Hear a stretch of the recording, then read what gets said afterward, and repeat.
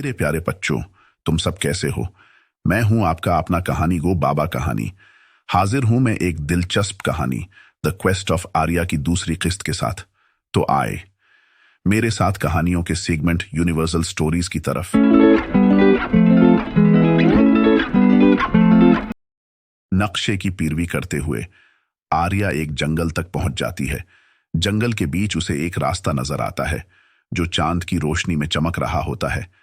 चांद की चांदी की चमक के नीचे इस रास्ते पर चलते हुए आर्या घने जंगल में दाखिल हो जाती है। कदीम नक्शा उसकी हर कदम पर रहनुमाई करता है। जैसे जैसे वो आगे बढ़ती है तो साए उसके गर्द गहरे होते जाते हैं। जंगल परासरार आवाजों और जंगल में रहने वाले जंगली जानवरों से भरा होता है।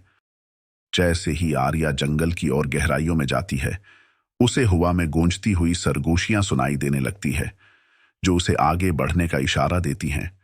ये आवाजें कदीम जमाने की आवाजें लगती हैं। खौफनाक होने के बावजूद आर्या पर इसरार दिल के साथ इन आवाजों का ताक़ुब करते हुए उनके करीब तर होती चली जाती है। रात की तारीकी और बेयकीनी के बावजूद आर्या का अज़्म पख्ता होता है। हर गुजरते लम्हे के साथ वो नक्शे के अंदर छिपे राजों से पर्दा उठाने के लिए मजीद पराज़म होती जाती है और वो आगे आने वाले चैलेंजों के लिए ज़हनी तौर पर तैयार होती है।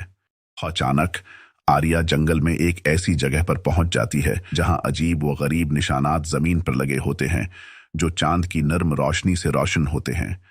आर्या उन निशानात को समझने की कोशिश करती है और उसे नक्शे पर ढूंढती है, लेकिन नक्शे पर अन निशानात के बारे में कोई मालूमात हासिल नहीं कर पाती और महतात तरीके से इन निशानात को फॉलो करते हुए आगे बढ़ती है।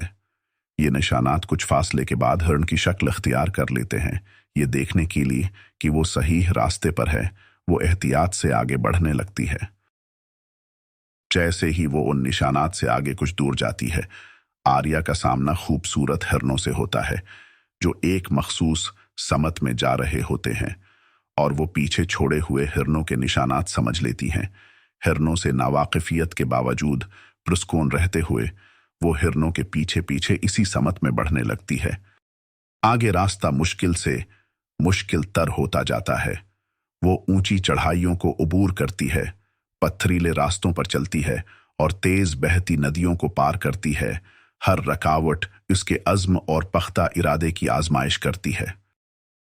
जैसे ही वो इस मुश्किल रास्ते को उबूर करती है, आर्या थक जाती है और जंगल में एक खुशगवार जगह पर बैठकर आराम करती है। वो अपने आसपास के दलक्ष मनाजिर को देखती है और आगे बढ़ने के लिए नए अज़्म का इजहार करती है।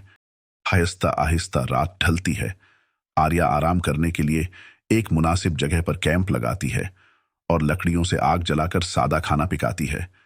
खाना खाने के बाद वो सतारों के नीचे बैठ जाती है और कल के महम जोइयों के बारे में सोच रही होती है और उसे नींद आ जाती है।